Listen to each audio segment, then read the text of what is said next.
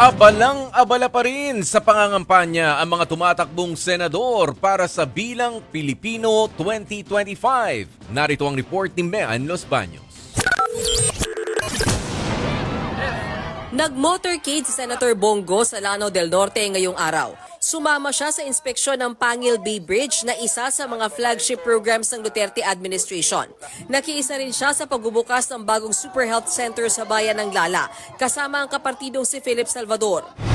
Nag-post naman ang kaalyado nilang si Senator Bato de la Rosa na nasa Kalibo Aklan siya. Sa isang pahayag, nanawagan si Bato sa mga taga-suporta na pagbigyan ng hiling ni dating Pangulong Duterte na iboto ang lahat ng pambato ng PDP. Ang isa sa mga manok ng administrasyon na si dating Senate President Tito Soto nagtungo sa Misamis Occidental. Nagsilbi siyang guest speaker sa Political Leaders Assembly roon.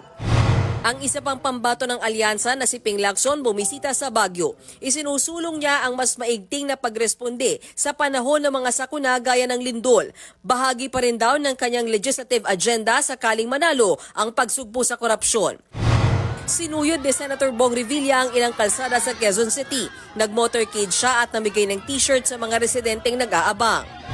Nagtungo naman sa isang medical center sa Cebu si Senator Pia Cayetano para sa paglulunsad ng Medical Simulation Lab ng Cebu Normal University. Patuloy daw na magiging prioridad niya ang kalusugan at edukasyon. Dumalo sa Mango Bamboo Festival sa San Carlos, Pangasinan si Camille Villar. Sinamantala niya rin ito para manuyo ng mga botante. Nakipagkita naman si dating Senador Kiko Pangilinan sa mga estudyante ng Southern Luzon State University sa Chaong, Quezon Province. Pinaalalahanan niya ang mga ito na iboto ang mga kandidato base sa kanilang track record. Sa pagbisita ng kanyang kaalyado sa Negros Occidental, iginiit ni dating Senador Bam Aquino na dapat makakuha rin ng sapat na tulong mula sa gobyerno ang industriya ng talaba sa bansa. Dapat din daw maturuan ang mga talaba grower ng makabagong teknolohiya sa pagpaparami ng talaba. Bumisita naman kamakailan sa Cabanatuan City si Ben Tulfo. Nakihalubilo siya sa mga nagtitinda sa palengke. Nagbabalita mula sa Frontline, Mean Los Baños, News 5.